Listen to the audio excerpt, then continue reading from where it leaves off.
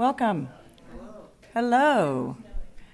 I'd like to welcome you to I guess this is our first Human Rights Happy Hour, as we used to call them, and still will, of the semester.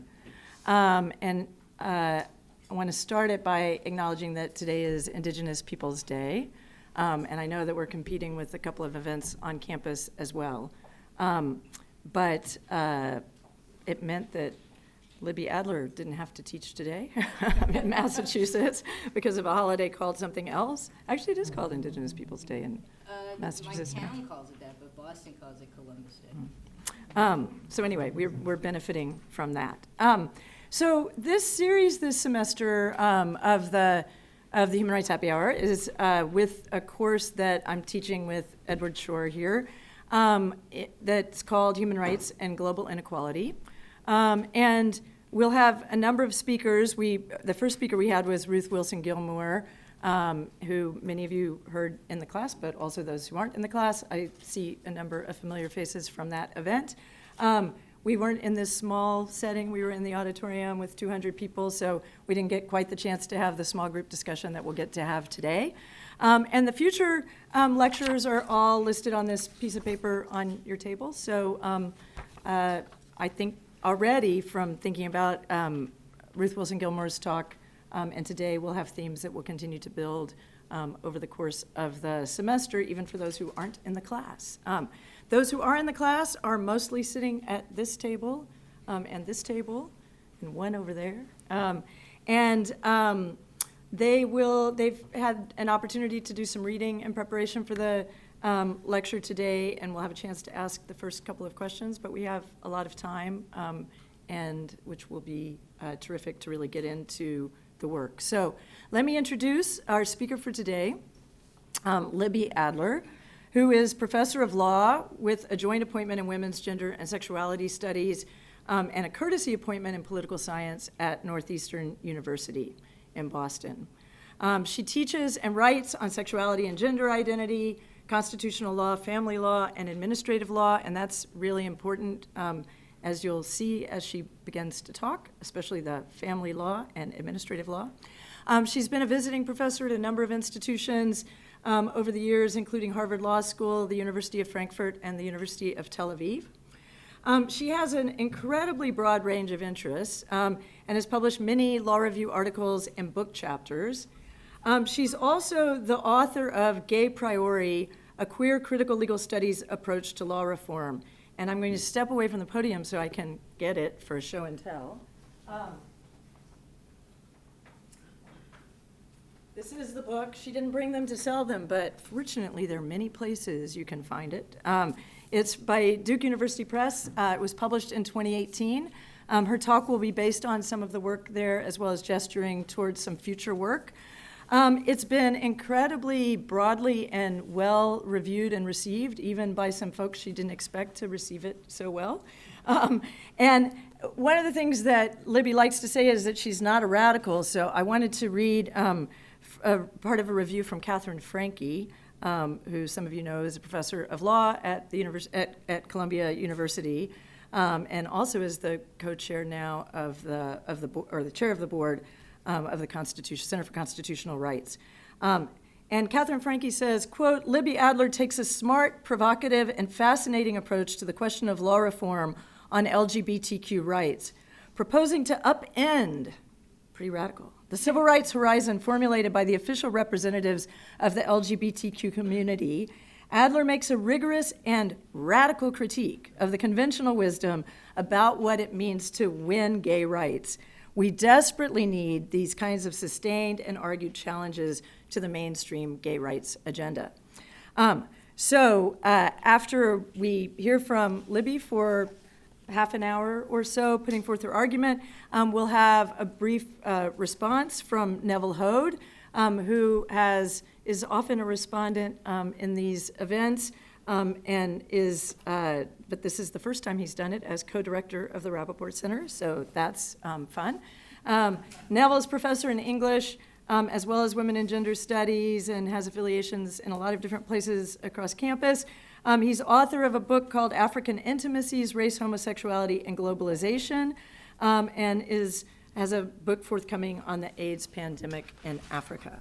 So with that, I'll turn it over to Libby. Thank you so much for being here. Thank you.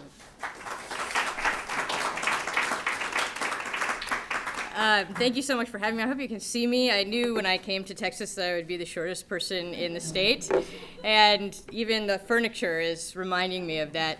Anyway, thank you very much for having me and for coming to this. I especially want to thank Karen, who's been an admired comrade for a long time, and Neville for taking the time to read and prepare his reactions. I'm just delighted to have the chance to come to Austin and meet and engage with you all. I read a couple of the reaction papers from the students. I thought they were fantastic. So I'm really glad to be here and get to have a conversation with you. So the title of the discussion is Tracing the Progress of Gay Rights in Political Economy, and that's basically all I've been doing for the last several years. It's the book, Gay Priori, some related work, and then a new project that's in the pipeline right now, which I'll talk about a little bit at the end. Altogether, my hope for all of this work is to open an avenue for understanding gay rights in political economic terms for the purpose of moving the movement leftward. The book provides a critical account of what LGBT law reformers have been doing for about the last 30 years and how they've been doing it.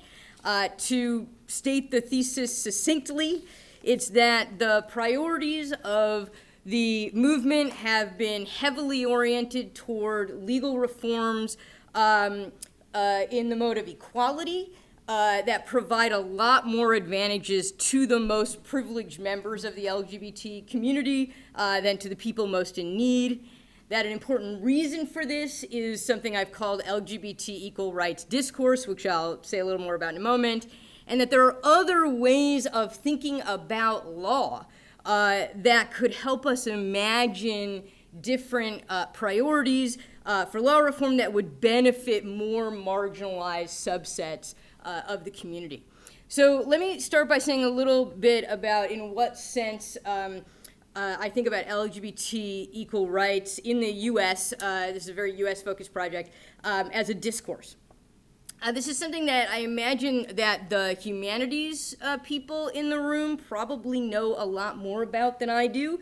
But when I speak to a law crowd, I usually explain it like this. By discourse, I mean a collection of narrative practices evident in LGBT equal rights advocacy, including legal advocacy, lay advocacy, PR, that represent, depict, and characterize LGBT people and relationships, that there are recognizable tropes about our virtues and our vulnerabilities, and that those tropes have productive power. That is, they produce archetypes of gay people, which in turn influence the law reform agenda that we can imagine. Different strands of the discourse appease the requirements of American constitutional law, the American civil rights progress narrative, and the neoliberal emphasis on personal responsibility that's so powerful in America right now. And the book takes up each of these strands in detail. The strand of the discourse that I thought I'd focus on today emphasizes the love, commitment, and mutual responsibility that same-sex partners provide to one another. I want to be clear that I do not doubt the truth of anyone's love. It's not an argument about truth. It's about the collateral effects of the discourse of love, commitment, and mutual responsibility, specifically that gay and lesbian coupling has been romanticized, contrasted with dependency and criminality, and used as an indicator of responsible citizenship. And you can see this in the stories that were used for PR purposes and in the legal briefs in same-sex marriage cases that discuss the way that same-sex partners care for one another through illness or care, for one another's aging parents. And these kinds of depictions come not just from the LGBT advocacy organizations. In the major same-sex marriage cases at the federal level, there are a whole slew at the state level first, then we got a bunch at the federal level. The big ones are Perry, Windsor, and Obergefell, right? Perry's the one that started in California and then made its way to the Supreme Court, and for a while everyone thought that was the case that was going to be the final showdown. Then Windsor's the one about Edith Windsor in New York, whose partner died, and the Defense of Marriage Act imposed a big estate tax bill on her, inheriting her partner's property, and then Obergefell, the one that gave us a constitutional right to same-sex marriage in the U.S. In those cases, high-ranking Republicans, hundreds of them, members of Congress, RNC officials, aides to Republican presidents, former governors, and so on, signed on to an amicus brief in the same-sex marriage litigations on the pro-gay side. And what those briefs did was link gay marriage to anti-welfarism, right? That is, to the idea that if same-sex couples were permitted to marry, they'd be less likely to become dependent on public support.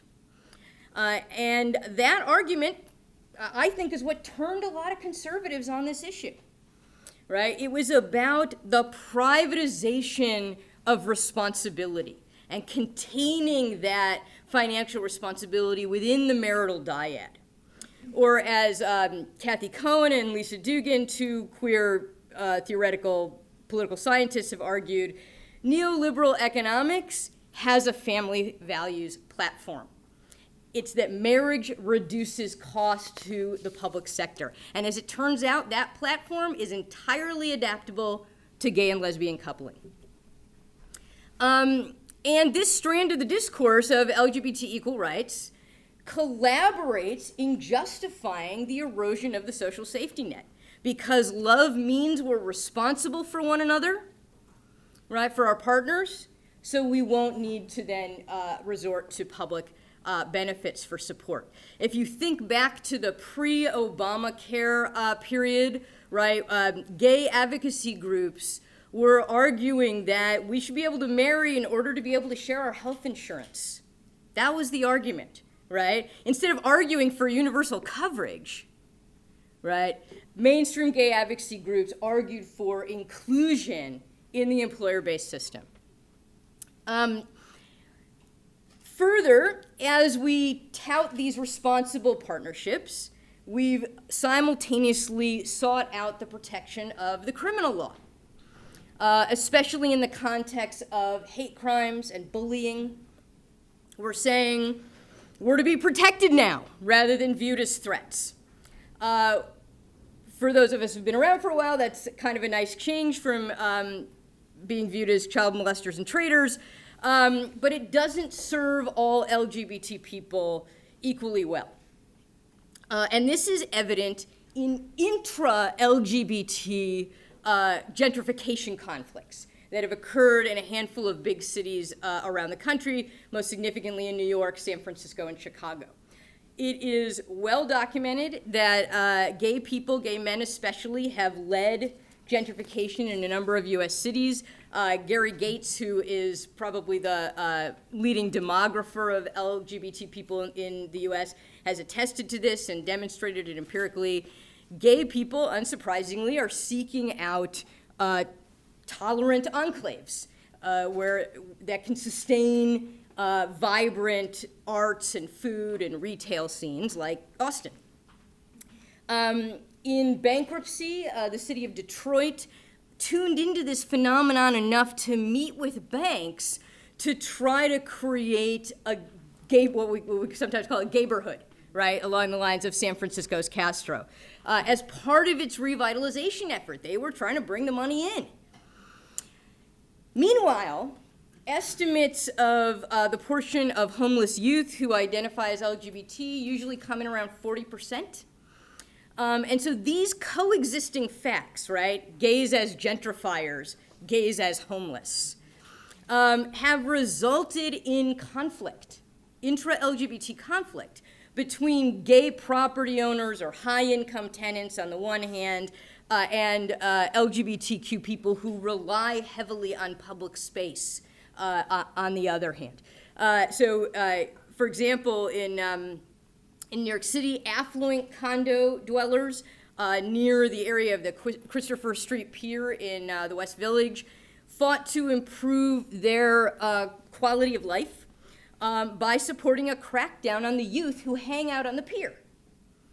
Those kids are mostly LGBTQ, they're mostly of color, they're very often homeless or unstably housed.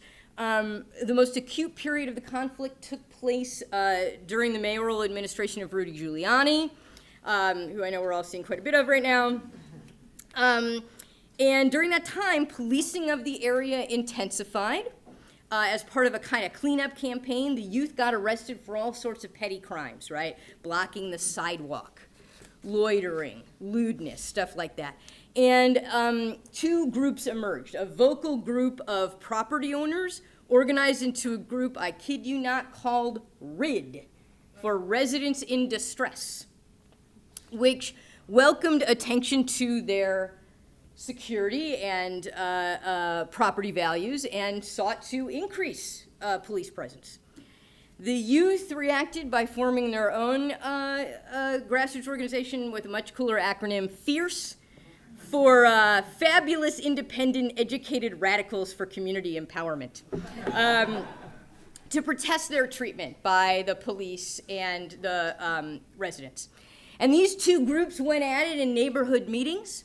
About policing, about curfews, right? They tried to impose a curfew on the area, about whether the restrooms on the pier would be locked at night, about whether exorbitant fees would be imposed on the medical service vans that were parked around there serving the kids' needs. So you can see how this sort of discursive fragment of seeking protection against criminality advances the interests of the most advantaged gays who benefit from police protection, right, now that they and their constitutionally protected sodomy takes place in the privacy of their sanctified marital homes. But that fragment not only excludes a broad swath of LGBTQ people, but treats them as threats to private property and secure domesticity.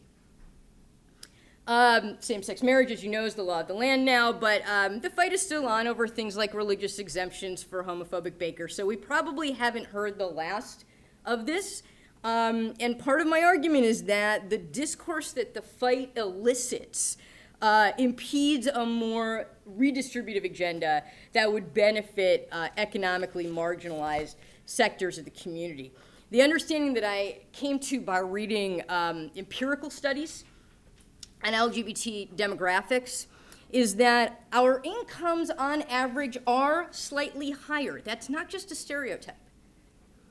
And our rates of poverty, hunger, and homelessness are also higher, right? In other words, the wealth gap between the haves and have-nots in the LGBT community is more pronounced than the gap in the country generally. And this becomes less mysterious once you start to break it down by race, region of the country, having children or not, all of which are factors that are readily legible in political economic terms. But sexuality and gender identity have not been adequately conceptualized along the same lines. So a debate between two feminist social theorists, Nancy Fraser and Judith Butler, helped me to sort of sort through this problem of how to understand LGBT people in political economic terms and to think about what legal tools, legal theoretic tools could contribute to that effort. So Nancy Fraser, some of you might be familiar with her series of essays on recognition and redistribution. And in those essays, she sets forth this typology according to which some groups suffer injuries that are distributive, that is defined by the group's position in political economy, while other groups suffer injuries that are recognition-oriented. That is, problems of devaluing representations, of negative stereotyping. So the working class would be the quintessential example of the former, and gay people, Fraser thought, occupy the position at the opposite pole. Right? While gay people may suffer an economic injury, let's say in the form of job discrimination, the core injury, she thinks, is one of stereotyping, non-recognition, negative representations. Fraser posited sex and race as bivalent. That is, so just for example, she cited domestic labor, right, which is a subordinated political economic position, but it's also coded in racist and sexist ways. But she didn't see gay people as bivalent. She used gays as her exemplar of a group subordinated by non-recognition, cultural devaluation, and stereotyping. So Judith Butler responds and says, Fraser has this all wrong because what she failed to do was take on board the insights of the socialist feminists, right? Specifically that capitalism depends on compulsory heterosexuality, that the heterosexual nuclear family structure supports the structure of production, including by its reproductive function. So, according to Butler, any disruption of heterosexual norms or gender expectations should be understood as having a political economic significance, right, as undermining of capitalism. So after sorting through this, I came to agree with Butler that Fraser has it wrong, but not for the reasons that Butler gives. Butler's analysis, which admittedly she wrote a long time ago, it seems really antiquated to me, if not just wrong, right? Large corporations love gays now. Right? I see a lot of nodding, right? They advertise to us over lunch. We were talking about the Subaru, right? The Subaru is the classic lesbian product, right? They advertise to us. They sponsor our parades, right? Hundreds of giant corporations, Goldman Sachs, Starbucks, signed on to an amicus brief on the side of the same-sex couples in Obergefell. There were hundreds actually even in Windsor, and then it was hundreds more by the time we got to Obergefell. So capitalism, it seems to me, has proven itself entirely comfortable with gay rights. The key to understanding gay people in political economic terms, it seems to me, doesn't lie in this sort of static understanding of capitalism, according to which capitalism is in some essential way inconsistent with sexuality or gender variance. It lies instead in a dynamic understanding of law, that is, in the constantly shifting field of bargaining relations among differently situated constituencies. So you have to know a lot about cross-cutting conditions, not just sexual orientation, but also race, region of the country, age, other relevant factors to the legal encounters that a person might have. And you have to know all that in order to do a good assessment of a subpopulation's real legal needs and opportunities for legal interventions that could effectuate a redistribution to a given subpopulation. So I've proposed a way of thinking about law. It's one that's not original to me. It has a long tradition in legal theory. It's just that it hasn't been picked up by the LGBT advocacy community for some reason. And that is, it would tear reformist gaze away from constitutional equality, away from anti-discrimination laws and hate crimes laws, and redirect attention to what legal thinkers call background rules. Any law faculty in the room will recognize now that I'm about to lean really heavily on Robert Hale. So the idea of a background rule is that it establishes the alternatives you have when you make a choice or strike a bargain. So, for example, part of why many of us in this room work for a wage, and those of you who don't will soon enough, is that the law operating in the background eliminates certain alternatives we might otherwise have. For example, picking the nicest house you see in Austin and moving in, right? Or just eating whatever food you see as you walk past a restaurant window, right? That's property law, right? And there's a lot of it that's conditioning our choices every day. We're not thinking that much about it because it's in the background. So what I've done in the last part of the book is chosen a vulnerable LGBT subpopulation, and I think you could choose another one. I picked homeless adolescents, and trying to foreground some of the background rules that condition their choices. Rules about parental authority, foster care rules, shelter rules, access to credit, child labor, stuff we don't typically think about as LGBT issues. But if we take a close look at what these kids are actually contending with, why they end up on the street, what they have to do to survive once they get there, those legal conditions have a lot more to do with their lives than marriage or discrimination law. So just to give one example, there is a regulation on HHS, Department of Health and Human Services regulation, that sets forth who is eligible to serve as a payee for child support, that is, receive child support payments on behalf of a child. And it's basically the resident parent or guardian, or the state in the case of a kid who is on public assistance or in the foster care system. Guess who isn't eligible to receive child support on behalf of the child? The child. Youth shelters to which the child may resort, right? If you combine a rule like that, this kind of rule that exists out there but not too many people are thinking about it or thinking about it as an LGBT concern, and you combine a rule like that with child labor limitations, with limitations on a minor's access to credit, and so on, you effectively make it impossible for a kid to obtain a legal stream of income. But to paraphrase Robert Hale, they gotta eat. So what they often do is work in the underground economy, very often selling sex, where anti-discrimination rules are of zero use.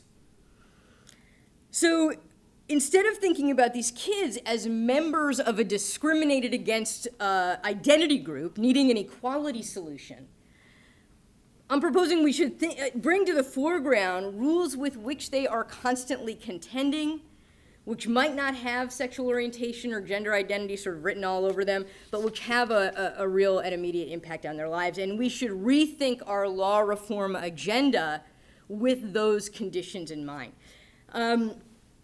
Since the book came out a little more than a year ago, I've tried to take the method to a few other corners of LGBT advancement. I have a forthcoming chapter about how little the right to privacy is done for that same population, for the obvious reason that if you have no private place to be, the right to privacy doesn't do very much for you. And as a result, we see high rates of arrest for acts done in public that would be perfectly legal if done inside, right? Things like sleeping, urinating, having sex. So drawn together, the idea is that LGBT progress in the US has over-relied on equal rights claims, privacy claims also, and to state protection against discrimination. And those rights claims have been advanced by a collection of discursive practices, including the mutual love and responsibility strand, that establish contours around our conception of the gay subject, and that largely neglects racial, regional, age-related, economic, and other differences. I've been teaching law for about 20 years, but just a few years ago, as Karen mentioned, I got a joint appointment in the gender studies program at my university, which is just this fabulous interdisciplinary scene. I'm having a ton of fun there, and I have learned an immense amount. And what I feel like I've been able to take from queer and feminist and critical social theory is the importance of discursive forces in producing this very limited range of law reform vision. And I think that what law has to offer back is critique of rights, which I have not focused very much, I haven't really spoken about it today, but it's very elaborated in the book, and work on background rules, which to me entails an intersectional cognizance and a redistributive purpose. So if I haven't gone too long, then I'm just going to say a couple words about the project I'm starting, and then I'll welcome Neville's reactions and your reactions. So, okay, so where I leave off is, in the last book, is if the flaw in U.S. LGBT law reform has been this over-reliance on identity-based equality claims and privacy, with too little attention paid to law as a tool of redistribution, how might LGBT progress differ in a legal environment in which identity-based rights claims are disfavored, but downward redistribution is the norm? Cuba used to be notorious for sending gay men to labor camps. Now they've decriminalized sodomy. They almost got same-sex marriage into their revised constitution in 2018. They're paying for sex reassignment surgery as part of their national health care plan. You know, how'd they get there? There's no right to free expression, assembly, privacy. They don't have any of those rights that we've relied on. They frown upon particularist identities, right? You hear this all the time about racial identity in Cuba, that they don't want to talk about it. They don't want to talk about racial inequality.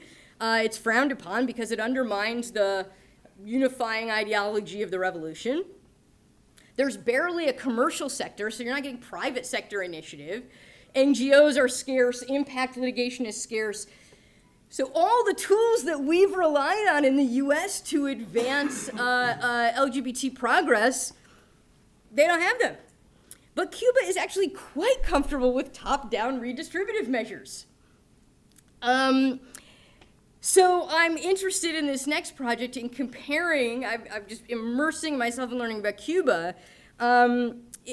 What can be learned by comparing the LGBT law reform trajectory in our own legal culture with one that's so unfriendly to the tools that we've relied on here, but quite accustomed to using law as a tool for downward redistribution. So that's the next project.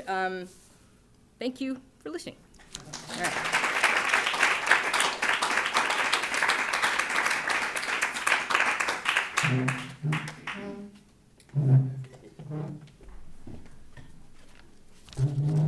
Good afternoon. Thank you very much. That was really wonderful. And helpful to me because at least it referenced some of the stuff I'd read in chapter 4 and 5 and then gave me enough wiggle room that I'm going to have to improvise some of this because there was also new stuff. And I just want to say I really admire the way you finesse the Butler-Fraser debate. Karen and I were talking earlier, and I'm just like, okay, now here she's coming down at Butler's side. No, here she's Fraser. And then it kind of beautifully adjudicated, and I think the way you get around it is to actually historicize that Butler piece quite firmly in the early 90s, when actually the accusation of being merely cultural, it was immobilizing and damaging towards LGBTQ struggle. So I have 3 arenas of response, and I hope some of them cohere into questions. First, I want to tell one of my favorite stories, which is about the relationship between big symbolic recognition and the quotidian. And it's a story that's chronicled by a South African journalist called Mark Visser shortly after the anti-discrimination on the grounds of sexual orientation clause in the South African Constitution. And he interviews a Black Township drag queen, and I can quote it completely. And she says, that Constitution means sweet and motherfucking nothing at all. You can rape me, rob me, take my money. I'm just a nobody black queen. but ever since I heard about that constitution, I feel free inside. And so I think even though, I'm just trying to think of what is the extra legal life, if you like, in an emotionally saturated public sphere, which I think we do live in the politics of sentimentality, that actually that hearing about great legal decisions that have zero impact on your material circumstances might still do something for you. So that's my first question, and that's what comes. I agree completely that we need to look at background rules. I agree completely that the most needy members of the LGBT community, and I think that word community is straining quite a lot to hold these disparate interests, have been badly, badly served by the legal strategies. I could tell another funny story. A good friend of mine, who I won't name, you can Google, is the head of the sexuality desk at Human Rights Watch. And he tells and he's kind of dry and funny, and he tells a very funny story at being at a big fundraiser for celebrating some Marine's marriage, and saying, half jokingly to someone at the table, I thought the only good things about being gay was you didn't have to go to the army and you never had to get married. And it went down like a ton of bricks. But I think there's that. So the priority of the military and marriage, you could see exactly how how easily assimilable that is to a wide range of agendas that really don't care about distribution. I also want to parenthetically, it's another phrase that has stuck with me for a long time, and it's in Michael Warner's Fear of a Queer Planet, which is also early. And it goes something like, post-Stonewall urban gay men reek of the commodity. And so so in certain cultural formations or discursive imaginaries, even when we, okay, and I'm now having exactly that problem with the we that you mentioned in lunch, are assimilable to sort of, let's say, corporate normativity, there's also something excessive. And I don't know if that excess can be politically mobilized to produce new imaginaries. So that's the parenthetical question there. Okay, then this next one is unfair. This next one is kind of one of those questions where actually I'm saying is like, why is your work not more like my work? But I still want to ask it. Okay, I think you're extraordinarily great on capitalism, sexuality, and law in a national frame. But political economy is not national anymore. Political economy is deeply global. Just the exercise I do with my students, take an item on your person, and tell me the history of your shoe, and we've recuperated the world if they've got any imagination. So I'm kind of thinking, like, if we think of political determinants or political economic determinants as not just national, what happens to this story? Because I think we get new forms of complicity. And I can give a sort of half-baked example two half-baked examples from last week. Okay, it looks like the quote-unquote kill the gays bill is back on the agenda for the Ugandan parliament.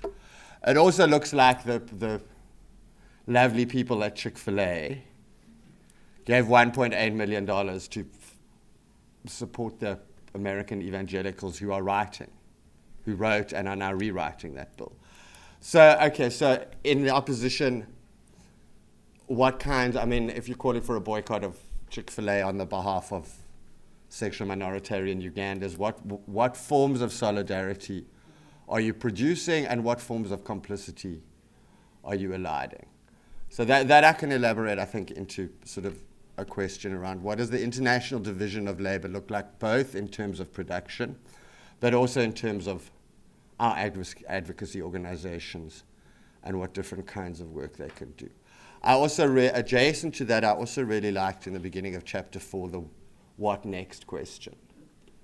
Okay, now that that anxiety that, okay, US mainstream organizations have got gay marriage, now they're going to stop funding.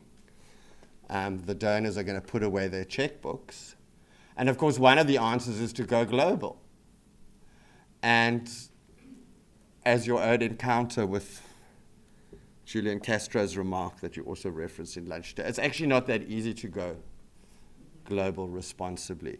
So the international division of labor and what it does to global political determinants. And if you can get there from the streets of Boston, scale it up, I'll be very, very interested, because I said it's an unfair and it's a difficult question. Okay, last one. I agree completely that we need to get our LGBTQ advocacy organizations concerned with distribution and concerned with the most vulnerable of our people. And I'm sorry, I can't avoid nationalist metaphors here. I think it's going to be an incredibly difficult task. And I think we need a concept of interest in it. And I'm thinking, what are the impediments? I mean, and I think you outlined very nicely the imaginative impediments. Privacy, marriage, anti-discrimination, that actually the legal imaginative horizons need to shift. But I also think we need a radical transformation in those institutions, which is going to be even harder because I think they're donor-driven. And actually the university is complicit in this in other kinds of ways. So, and I think this is also part of the problem of how do we do politics without social movements. But anyway, okay, how do you imagine we could transform these institutions in order to get them to do that kind of redistributive work? And then finally, Cuba. I don't know much about Cuba. I was there for the first time exactly this time last year. And it was very wonderful and very strange. And I think we've got to remember, and I just like to tell Americans this. Okay, Cuba decriminalizes sodomy nearly 20 years before the US.